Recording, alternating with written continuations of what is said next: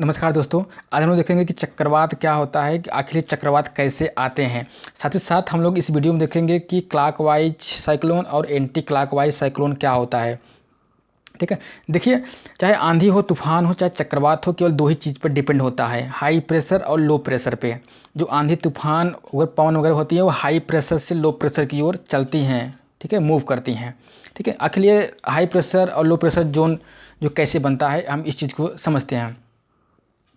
देखिए, यहाँ पर सूर्य है। ठीक है, सूर्य के अगर आप इधर देखेंगे तो बादल पूरा छाया हुआ है। ठीक है, जो सूर्य का जो किरणें हैं ये बादल के माध्यम से नीचे जो कि आने नहीं देंगी। बादल जो क्या होगा, ये पूरा छेक रहेगा। जब छेक रहेगा नीचे क्या होगी, सूर्य की किरणें नहीं आएंगी तो यहाँ पर गर्मी नहीं होगी इस वाले क्षेत्र में। ठीक है, जब इस वाले क्षेत्र में गर्मी नहीं होगी तो यहाँ पर क्या होगी, वाष्पन की क्रिया की दर नहीं होगी। मतलब जो हवा होगी, जो पवन होगी, वह ऊपर की ओर नहीं उठेंगी। ठीक है, और नहीं उठेंगी तो नीचे की दबी रहेंगी पवन, हवा जो है कि वहाँ की दबी रहेगी। यहाँ पर बनेगा हाई प्रेशर। ठीक है, बहुत भारी रहेंगी यहाँ की हवा, हाई प्रेशर बनेगा।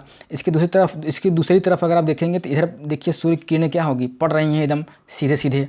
यहाँ पर क्या बनेगा, यहाँ पूरा एकदम मतलब कि बहुत गर्मी पड़ेगी कि यहाँ पे जो हवाएं हैं यह है मतलब कि वाष्प के रूप में ऊपर उठेंगी। जब ऊपर उठ जाएंगी तो ये नीचे वाला जो स्थान है क्या होगा, ये खाली हो जाएगा। तो इस नीचे वाले स्थान को भरने के लिए जो पवन है इधर से इधर की ओर क्या है, चलेंगी इस खाली स्थान को भरने के लिए।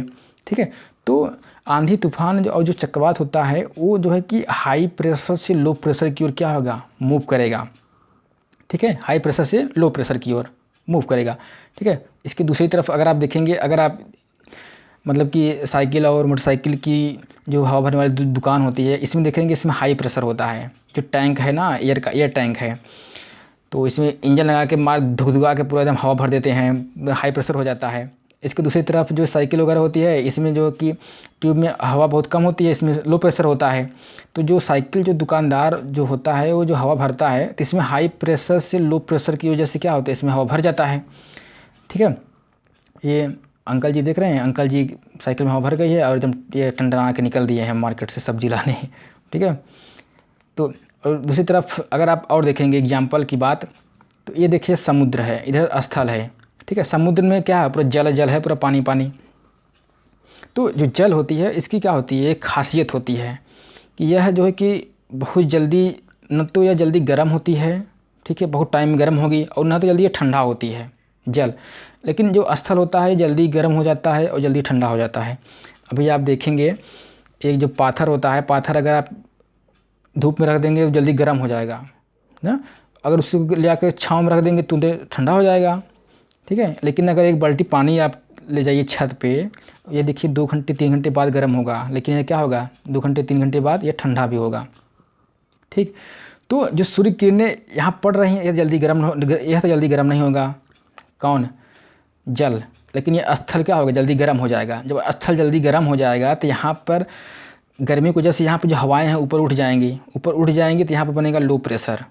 ठीक है, लो प्रेशर, जबकि इधर बनेगा हाई प्रेशर, क्योंकि यहाँ तो हवाएं उठेगी नहीं, यहाँ पर हाई प्रेशर बनेगा। तो जो हवाएं होती है वह समुद्र से स्थल की ओर चलेंगी दिन के समय में, जब सूर्य की किरणें जब पड़ेंगी तब समुद्र और स्थल पे। ठीक है, मतलब इधर हाई प्रेशर है, इधर लो प्रेशर है, तो हाई प्रेशर से लो प्रेशर की ओर पवन चलेंगी। तभी आप देखेंगे जब आप समुद्र किनारे जाएंगे दिन में, तो बहुत से जो टूरिस्ट होते हैं वहाँ पर जो है कि ठंडी ठंडी क्या होती है, हवाएं लेते हैं दिन के समय में। ठीक है, यहाँ पर देखिए इस मोहतरमा को, आप देखिए हवा ले रही हैं, मतलब कि समुद्र की अकेले में। ठीक है, और इसी तरफ देखिए इनको देखिए, बेचारे एकदम जैसे कुछ है ही नहीं है ज़िंदगी में, एकदम पूरा एकदम अकेले अकेले जैसे घर से भगाए गए हैं। ये भी देखिए समुद्र की हवा ले रहे हैं। ठीक है, तो और देखिए इस चीज़ को अभी तक हम लोग देखे कि ये जो पवन मतलब कि जो आंधी तूफान वगैरह ये चलती कैसे है, हाई प्रेशर से लो प्रेशर की ओर। अभी तो हम लोग चक्रवात पढ़े ही नहीं हैं। ठीक है, अब ये देखिए ये है विश्व का मैप। ठीक है, और विश्व के मैप में हम आपको बता दें कि जो एक बीचों बीच एक क्या होती है, रेखा कही होती है, काल्पनिक रेखा होती है, यह खींचा नहीं गया है। ठीक है, इसी देखिए बीचों बीच लाइन गई होती है, और इसी को कहते हैं, सॉरी यहाँ से नहीं गई होती है, इसको हम थोड़ा सा मिटा देते हैं, और नीचे जाती है, यहाँ से है। ठीक, इसे कहते हैं आप क्या कहते हैं इसको, भूमध्य रेखा या विषुवत रेखा या 0 डिग्री लाइन होती है, ठीक है। और इसी के जस्ट ऊपर से जाती है आपकी कर्क रेखा, ठीक है, और नीचे जाती है मकर रेखा। इस चीज़ को आप समझते रहिए, आपको समझने में बहुत आसानी होगी साइक्लोन जो चक्रवात क्या होता है, ठीक है। और साथ ही साथ देखिए ये वाला जो जोन, ये वाला जो पूरा क्षेत्र है, यह है उष्णकटिबंधीय क्षेत्र, ठीक है, उष्णकटिबंधीय क्षेत्र है।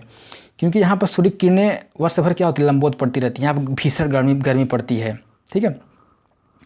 और यहीं पर जो होती है व्यापारिक पवनें चलती हैं, ठीक है, इसी क्षेत्र में, उष्णकटिबंधीय क्षेत्र में, मतलब कि 0 डिग्री अक्षांश से 23.5 डिग्री मतलब कर्क रेखा तक, और नीचे आएंगे तो 0 डिग्री से लेकर के 23.5 डिग्री दक्षिणी अक्षांश तक, मतलब कि मकर रेखा तक, यही चलती है आपकी व्यापारिक पवनें। देखिए जो व्यापारिक पवनें होती हैं वो इस दिशा में चलती हैं, देख रहे हैं ना, एरो बना दे रहे हैं, ठीक है, दक्षिण पूर्व से इस दिशा में चलती हैं। और एक वैज्ञानिक थे फेरल, ठीक है, फेरल ने बताया कि जैसे ही व्यापारिक पवनें अपना गोलार्ध चेंज करेंगी, ठीक है, मतलब कि अभी आप यहाँ देखेंगे इसमें दक्षिणी गोलार्ध में है, जैसे ही गोलार्ध चेंज करेंगी यह पवन जो है कि अपने दाएं तरफ मुड़ जाएगी, अपना जो डायरेक्शन चेंज कर देगी फेरल के नियम के अनुसार। तो ये जो पवन होती है इस तरीके से क्या होगी, मुड़ जाएगी, ठीक है, इस तरीके से मुड़ जाएगी, दाहिने तरफ मुड़ जाएगी। और दूसरी बात, जो पृथ्वी की जो गति होती है वो पश्चिम से पूर्व होती है, ठीक है, मतलब कि इस तरह से होती है, पश्चिम से पूर्व की ओर होती है, ठीक है, पश्चिम से पूर्व की ओर होती है। और जो व्यापारिक पवनें होती हैं, देख रहे हैं ना, इधर चल रही हैं, और पृथ्वी की गति ऐसे है। तो गति की वजह से जो ये व्यापारिक पवन होती है, ये एंटी क्लॉकवाइज उत्तरी गोलार्ध में यह चक्री की तरह क्या होती है, घूम जाती है। जो हवा होती है ना, चक्री की तरह घूम जाती है। जैसे यहाँ देखेंगे ना, मतलब कि इस तरीके से, अगर हम थोड़ा सा अगर हम इसको मिटा दें तब अच्छा समझ में आएगा। देखिए ना, इस तरीके से उत्तरी गोलार्ध में चक्री की तरह ऐसे क्या होगी, ऐसे ही पवनें क्या घूम जाएगी चक्री की तरह, ठीक है, घड़ी की विपरीत दिशा में। जबकि दक्षिणी गोलार्ध में या घड़ी की दिशा में क्या होगी, घूम जाएगी पवन, ठीक है। अब दूसरा एग्जांपल इसमें अगर देखें, ये देख रहे हैं ना, उत्तरी गोलार्ध, ये है कर्क रेखा, ये है भूमध्य रेखा, ये है मकर रेखा।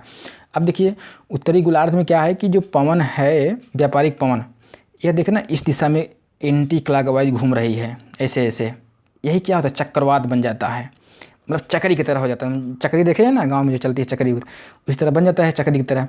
और दक्षिण की तरफ देखेंगे तो यह दाहिने तरफ मुड़ता है, मतलब क्या, घड़ी की दिशा में क्लॉकवाइज यह घूमने लगता है, यही होता है क्या, चक्रवात, ठीक है।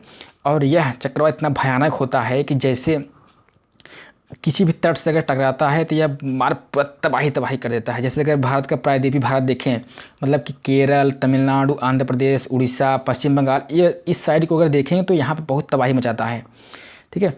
अब ये देखिए यहाँ पर जो पेड़ वगैरह हैं, देख रहे हैं एकदम पूरा एकदम उधरिया दिया है, पूरा एकदम सब पेड़ सब गिर जाएंगे, देख रहे हैं ना। अब इधर देखिए छप्पर वगैरह जो भी मड़ई सड़ई है सब एकदम उधरिया एकदम ख़त्म हो गई है। और नीचे देखेंगे ना, पूरा एकदम इतने तबाही मचाता है ये। इसकी जो स्पीड होती है मतलब चक्रवात की स्पीड की बात करें तो 120 से 160 किलोमीटर प्रति घंटा की स्पीड से चलती है चक्रवात, ठीक है, 120 से 160 किलोमीटर प्रति घंटा। अब यहाँ देखिए जैसे एकदम कबाड़ की दुकान कर दिया है, एकदम पूरा छितर बितर कर दिया है एकदम, देखे ना, पेड़ वगैरह सब डालियाँ सब टूट गई हैं, ठीक है। तो ये सब है। और फिर यहाँ देखिए, इसको देखिए एकदम छता उता ले करके एकदम जैसे मतलब कि रोक ही लेगा, ये जो हवा है, पवन है, तूफान है, इतना तेज़ की स्पीड है कि मारेगा छाता, मतलब सब एकदम किधर जाएगा पता नहीं चलेगा। छाता लेके आए हैं मतलब कि यहाँ पे तो इनको भी देखिए। और यहाँ देखिए नाव वगैरह क्या है, एकदम वो हो गई है, ख़त्म हो गई है, जैसे लेट गई है, किनारे पर आ गई है, ठीक है। और देखिए जो ये चक्रवात था, फिर देखिए हाल ही में कुछ महीने पहले देखिए अम्फान जो कि चक्रवात आया था, कहाँ आया था, बंगाल की खाड़ी में आया हुआ था, बंगाल की खाड़ी में आया हुआ था। और निसर्ग देखेंगे ना, ये पड़ता है अरब सागर, ठीक है, अरब सागर में आया था निसर्ग। अभी हाल ही में देखिए ना, इस समय अभी चल रहा है चर्चा में क्या, निवार चक्रवात। अभी देखिए इन दिनों देखिए क्या है, निवार चक्रवात जो है कि तमिलनाडु के तट पर जो है कि पूरा एकदम तबाही मचाया हुआ है, ठीक है। तो ये सब चक्रवात हैं। और देखिए आपके मन में एक चीज़ और बनता होगा कि ये जो अम्फान चक्रवात, निसर्ग, निवार, ठीक है, फेनी, बुलबुल, तितली, जितने भी चक्रवात हैं आखिर आप सोचते होंगे इसका नमवा कौन रखता है। आपके मन में ये बनता है इसका नमवा आखिर कौन रखता है। देखिए ये जो अम्फान है, अम्फान का जो नामकरण किया है वो थाईलैंड ने किया हुआ है, ठीक है।